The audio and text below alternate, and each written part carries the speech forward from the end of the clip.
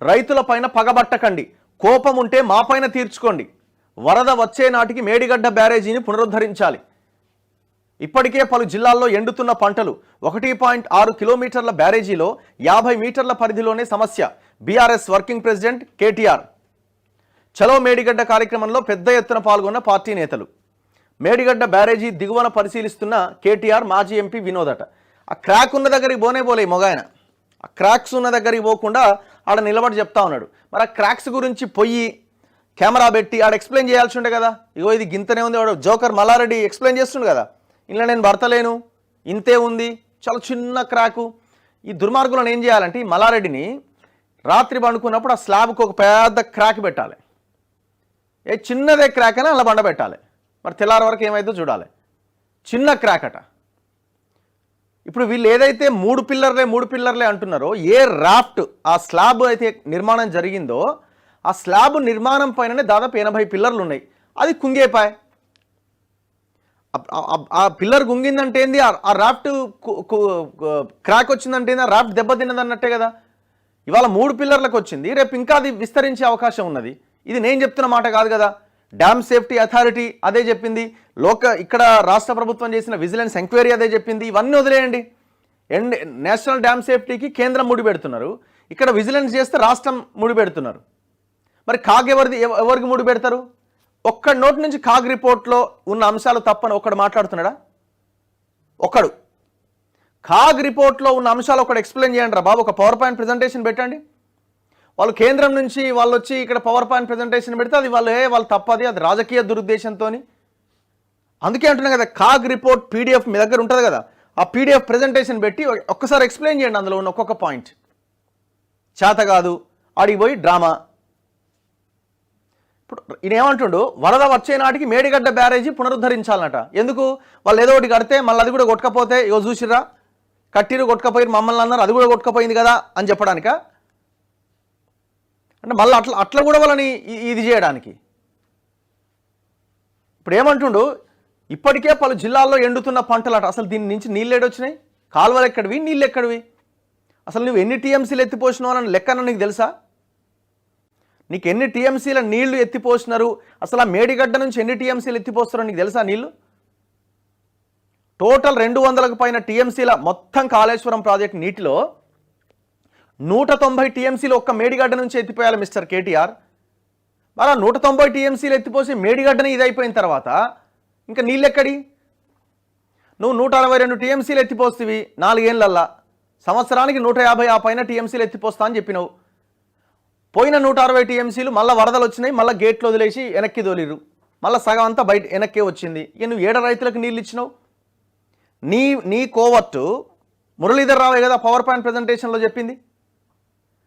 మీ నాయన దగ్గర పనిచేసిన సలహాదారుడు పెంటారెడ్డి కదా చెప్పింది. చివరికి సిడబ్ల్యూసి సెంట్రల్ వాటర్ కమిషన్ కూడా చాలా స్పష్టంగా ఈ ప్రాజెక్టు స్టార్టింగ్లోనే చెప్పింది. ఆ రిపోర్ట్ రాబోయే రోజుల్లో మేము మీకు ఓపెన్గా చూపిస్తా, ఎవరి దగ్గర లేదు అది ఇంకా. ఆ సిడబ్ల్యూసి ఏం చెప్పింది, అసలు ఇది వయబుల్ కాని ప్రాజెక్ట్, ఇది చెత్త ప్రాజెక్ట్ అని స్టార్టింగ్లోనే చెప్పింది. ఎలాంటి పర్మిషన్స్ లేకుండా ఈ మొత్తం ప్రాజెక్ట్ని కట్టి ప్రజల సొమ్మును మింగి మళ్ళీ అడిగి పోయి ఏం చేద్దామని పోయినావు నువ్వు? అరే భయ్, నువ్వు పీడిఎఫ్ పెట్టి ఒక పవర్ పాయింట్ ప్రజెంటేషన్ పెట్టి కాగ్ రిపోర్ట్ ఎక్స్ప్లెయిన్ చేయి నీకు దమ్ముంటే. సో అన్ని పేపర్స్లో ఆ వార్త ప్రధానంగా ఉన్నది. చూడండి, ఒక్క పిల్లర్ కుంగితే ఇంత రాద్ధాంతమా, మాపై పగ తీర్చుకోండి, రైతులకు నీళ్ళు ఇవ్వండి. కాళేశ్వరం 100 అంకాల్లో మేడిగడ్డ 1. చిన్న సమస్యను పెద్దదిగా చూపుతున్నారు, ప్రాజెక్టు నిష్ఫలమైనట్లు ప్రచారం చేస్తున్నారు. నువ్వు అది ఎట్లా నిష్ఫలం కాదో నువ్వు ఒకసారి ఎక్స్ప్లెయిన్ చేయవా? నువ్వు ప్రాజెక్ట్ ఎక్స్ప్లెయిన్ చేయి. మరమ్మతులు చేసి నీళ్ళు ఇవ్వచ్చని ఇంజనీర్లు చెబుతున్నా సర్కారు పట్టించుకోవట్లే. కేటీఆర్ ఎవడా ఇంజనీర్ రమ్మను? దాదాపు 30-40 మంది ఇంజనీర్లకు ఫోన్ చేసిరట. ఒక్కరంటే ఒక్కరు మేము రామ్ అన్నారట. ఒకరో ఇద్దరో వాళ్ళు ఎమ్మటి పోయిరు. మరి వాళ్ళతో ప్రెస్ మీట్లో మాట్లాడించావు అవుతుంది. అంత పెద్ద తోపు ఇంజనీర్ ఎవరో నీకు చెప్పిన ఆయన మొగాయన పంపించకపోతివి. శ్యామ్ ప్రసాద్ రెడ్డి గారు కూడా ఆయనకు ఫోన్ చేసినవాట కదా నువ్వే. శ్యామ్ ప్రసాద్ రెడ్డి గారికి ఫోన్ చేస్తే నేను రానయ్య బాబు, నీ దాంట్లో నేనెందుకు ఇరుకుతా అని అన్నడా లేదా మీతో? నువ్వు మీ బావ ఇద్దరు కలిసి రిటైర్డ్ ఇంజనీర్లకు ఫోన్లు చేస్తే ఒక్కరన్నా వస్తా అని చెప్పిరా? లేదే. మరి ఎక్కడ పోయారు? మరి కేసీఆర్ దగ్గర 10 సంవత్సరాలు పనిచేసిన పెంటారెడ్డి గారు ఎక్కడ పోయారు? మరి వీళ్ళంతా ఎందుకో రాలేదు? పాలమూరు రంగారెడ్డి విషయంలో ప్రత్యేకంగా ఓఎస్డీగా నియమించుకున్న రంగారెడ్డి గారు ఎక్కడ పోయారు? మరి ఆయనకైనా ఫోన్ చేసిరా? ఆయన ఆల్రెడీ చెప్తూనే ఉండి ఇది పనికి మాలిన ప్రాజెక్ట్, ఇది దుర్మార్గులు మొత్తం ఆగం చేసిరండి. నీ రిటైర్డ్ ఇంజనీరు మురళీధర్ రావుననే పిలిపియాల్సి ఉండే కదా మరి నువ్వు. ఇప్పుడు నీకు చెప్పిన మరమ్మతులు చేసి నీళ్ళు ఇవ్వచ్చన్న పనికిమాలిన ఇంజనీర్ ఎవడో బయటికి తీసుకురా? ఎవడు లేడు. వీళ్ళ నోటికి మొక్కాలి వీళ్ళకి అని పచ్చి అబద్ధాలు.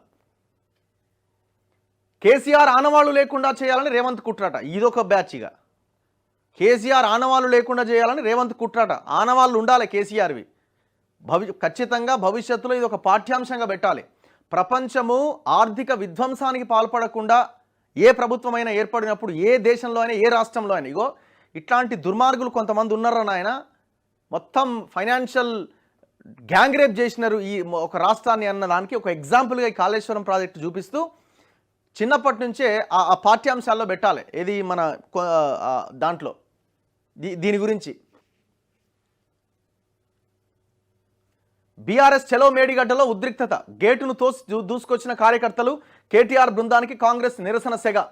కాళేశ్వరం అంటే మేడిగడ్డ బ్యారేజీ మాత్రమే కాదు, 100 అంకాలతో కూడుకున్న మహోన్నత ప్రాజెక్టు. ఒక్క పిల్లర్ కుంగితేనే కాంగ్రెస్ వాళ్ళు రాద్ధాంతం చేస్తున్నారు. చిన్న సమస్యను భూతద్దంలో చూపెడుతూ మొత్తం ప్రాజెక్టే నిష్ఫలమైనట్లు ప్రచారం చేస్తున్నారు. 1,00,000 కోట్లు కొట్టుకుపోయాయంటూ చిల్లర మాటలు మాట్లాడుతున్నారు. మాపై పగ ఉంటే తీర్చుకోండి, కానీ రైతులకు మాత్రం సాగునీరివ్వండి అని బీఆర్ఎస్ కార్యనిర్వాహక అధ్యక్షుడు ఎమ్మెల్యే కేటీఆర్ అన్నారు. చలో మేడిగడ్డలో భాగంగా శుక్రవారం ఉదయం హైదరాబాద్ నుంచి బస్సుల్లో బయలుదేరిన బీఆర్ఎస్ ప్రజాప్రతినిధులు అట్లా వాళ్ళ డ్రామా నడిచింది. నువ్వు ఆన్సర్ చెప్పు ఫస్ట్. నువ్వు కట్టు, మరి లేకపోతే నువ్వు ఎట్లా కట్టాలనో చెప్పు. అసలు యాక్చువల్గా ఈ టోటల్ ఎపిసోడ్ అనేది బిగ్ బ్లండర్. ఒక రాజకీయ పార్టీ వాళ్ళు గనక మంచి స్ట్రాటజీతో ఒకవేళ ఆలోచన చేయాలనుకుంటే అసలు ఎవ్వడు పోడు వీడికి. వీళ్ళు అసలు పోవద్దు. వీళ్ళు ఎందుకు పోకూడదంటే తప్పు చేసిందే వాళ్ళు. వాళ్ళు కట్టిన ప్రాజెక్టే కుప్పగూలిపోతూ ఉన్నది.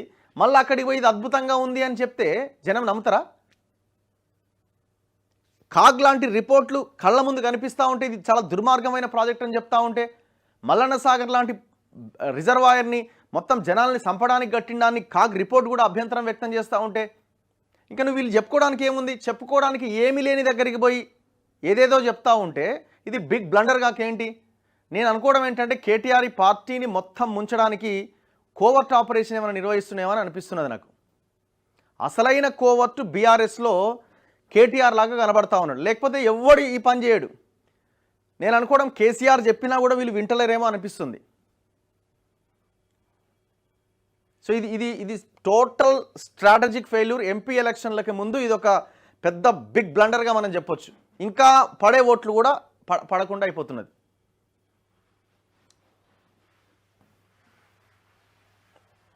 ఇంకొక 5-6 నెలలు ఈయన చేతిలో ఈ పార్టీ ఉంటే తట్టాబుట్ట సర్దుకొని కథం కావాల్సిందే. నాకు తెలిసి ఈయన పెద్ద ఎత్తున కోవర్ట్ ఆపరేషన్ చేస్తున్నాడు అనిపిస్తున్నది నాకు కేటీఆర్ 100%. ఎక్కడో దగ్గర ఎవరికో అమ్ముడు పోయిండు, తన ఆస్తులు కాపాడుకోవడానికా, లేకపోతే తన భూములు కాపాడుకోవడానికా, తన బినామీలను కాపాడుకోవడానికో కానీ మొత్తానికైతే కేటీఆర్ బీఆర్ఎస్లో కోవర్ట్ ఆపరేషన్ చాలా అద్భుతంగా నడిపిస్తున్నాడు. అయ్యను ఆగం చేస్తున్నాడు, పార్టీని ఆగం చేస్తున్నాడు. పాపం 2001 నుంచి ఎంతోమంది పోరాటం చేసిరు, ఆ పార్టీలో త్యాగం చేసిరు, పదవులు లేకపోయినా అదే పార్టీలో ఉన్నారు, వాళ్ళని నిండా ముంచుతున్నాడు. కేసీఆర్ మెడకు మేడిగడ్డ ఉచ్చు. కేంద్ర నిపుణుల ద్వారా సీఎం రేవంత్ రెడ్డి చక్ర వ్యూహం. కేంద్ర జలశక్తి అధికారులతో చర్చలు. ఈ వారమే 6 సభ్యులతో రంగంలోకి NDSA, national dam safety authority. మేడిగడ్డతో పాటు అన్నారం, సుందిళ్ల బ్యారేజీల సందర్శన, లోపాలపైన అధ్యయనం. అనంతరం ప్రభుత్వానికి సూచనలు. వారి సమక్షంలోనే అధికారులను నిలదీయబోతున్న రేవంత్ రెడ్డి అట. కాళేశ్వరం ప్రాజెక్టు నిర్మాణంలో అవినీతి జరిగిందని, మేడిగడ్డ బ్యారేజీ కుంగుబాటుకు అదే కారణమని ఆరోపిస్తున్న రేవంత్ రెడ్డి దీన్నే అస్త్రంగా చేసుకొని మాజీ సీఎం కేసీఆర్ను రాజకీయంగా మరింత దెబ్బ కొట్టాలని భావిస్తున్నారు.